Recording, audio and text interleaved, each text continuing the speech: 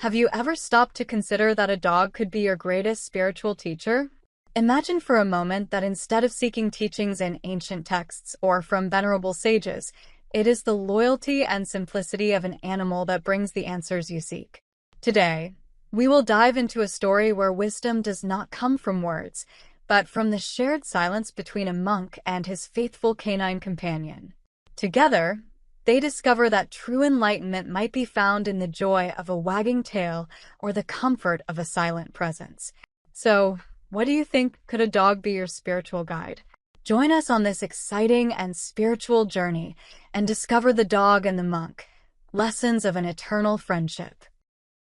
High in the mountains, where the air is so pure that each breath seems to renew the soul, there is a monastery. A place of refuge and introspection, where silence is an invitation to meditation and time flows with the gentleness of a calm river. It is the Shantavas Monastery, a name that echoes the peace that permeates its ancient stone walls.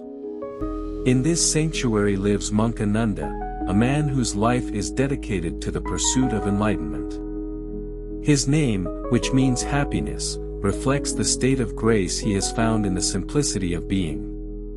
Ananda walks through the monastery gardens with the tranquility of one who knows the path of the heart, his steps a dance with the present, an embrace with the eternity of now. It was a morning like any other at the Shantavas Monastery when fate decided to intertwine the paths of two souls. After his morning prayers, monk Ananda heard a sound that did not belong to the usual harmony of the place. It was a soft, almost hesitant bark that came from outside the monastery gates. Curious, Ananda approached and found a dog with a hopeful look, as if asking for permission to enter. The monk, accustomed to solitude and silence, felt an initial hesitation. The presence of an animal was unusual in that sacred space, and he did not know whether he should allow such an intrusion. But the dog, who would later be known as Bodhi, was not so easily dissuaded. Day after day, he returned, increasingly determined to show that his place was there, by Ananda's side. With a patience that only animals possess, Bodhi waited, observing the monastery routines with an attention that seemed to transcend his canine nature. Ananda watched the dog and saw in him a persistence that touched his heart. There was something in that canine gaze, a silent wisdom, that made him question. Perhaps there was a lesson to be learned, a greater purpose in that insistence. As the days passed, the monk's resistance transformed into acceptance. He began to see Bodhi not as an intruder, but as a companion sent by the universe itself. And so, without a word, without a grand gesture, Bodhi found his new home. The unexpected arrival of the dog at the monastery became a milestone in Ananda's life. Bodhi brought with him a new energy, a presence that filled the monastery with subtle joy. And for the monk, who always sought answers in ancient texts, Bodhi became a living book, each chapter a revelation, each glance a page of wisdom. As the days passed at the Shantavas Monastery, Bodhi's presence became as natural as the birdsong at dawn. Monk Ananda, who once walked the monastery corridors in solitary silence, now had the constant company of the dog, whose loyalty seemed to know no bounds. Bodhi accompanied Ananda in his morning meditations, sitting patiently by his side as the monk chanted his mantras. During meals, Bodhi waited with the patience of a disciple, until Ananda shared with him a piece of his bread. And at night, when the stars shone like lanterns hung by the sky, both shared the silence, communicating in a language beyond words. Ananda began to realize that Bodhi's friendship was a mirror to his own soul. Through the dog's eyes, he learned that true friendship does not require grand words or heroic gestures. It resides in everyday actions, in the willingness to be present, in the offer of companionship without the expectation of anything in return. Bodhi's loyalty taught Ananda a valuable lesson about trust. In a world where everything is transient, the dog's constancy showed the monk that fidelity is a force that remains, a beacon guiding through the storms of doubt and fear. With Bodhi by his side, Ananda learned to cherish the small moments of joy. A walk through the monastery gardens, the fresh breeze of the morning, the warmth of the sun at midday, each of these moments became a celebration of shared life. And so, day after day, the friendship between the monk and the dog blossomed, weaving a tapestry of companionship that adorned the corridors of the Shantavas monastery. Ananda, who always sought enlightenment through introspection, discovered that the deepest lessons often come accompanied by a wagging tail and a loving gaze. But, in a not-too-distant period, the harmony of the Shantavas monastery was put to the test. A series of unfortunate events shook the monastic community, starting with a storm that damaged part of the ancient structure, followed by a shortage of provisions due to blocked paths. The peaceful routine was replaced by a daily struggle to restore the monastery and ensure the sustenance of all. Monk Ananda, always a pillar of strength and serenity, found himself facing a challenge that tested not only his faith but also his leadership ability. However, amidst the turmoil, Bodhi, the dog who had become his inseparable companion, proved to be more than a friend. He became a symbol of resilience. Bodhi did not understand the complexity of the problems they faced, but his presence offered invaluable comfort. He remained by Ananda's side, a constant reminder that life continues despite adversities. His energy and willingness to play brought moments of relief and joy, reminding everyone in the monastery that hope should never be lost. It was Bodhi's unwavering loyalty that inspired Ananda to overcome each obstacle. The monk realized that just as Bodhi trusted him for his survival, his monastic brothers trusted him to guide them through that difficult phase. This trust renewed his determination, and with Bodhi's help, Ananda found creative ways to solve the problems they faced. Together, monk and dog worked tirelessly, rebuilding what had been damaged and finding new sources of provisions. Bodhi's dedication was contagious, and his energy infused new vitality into the community. With each passing day, the monastery recovered, strengthened by the trial they had overcome. Adversity revealed the true strength of the bond between Ananda and Bodhi. The dog, with his simple presence, taught the monk and everyone in the monastery that even in the darkest moments, the company of a faithful friend is a light that guides to overcoming.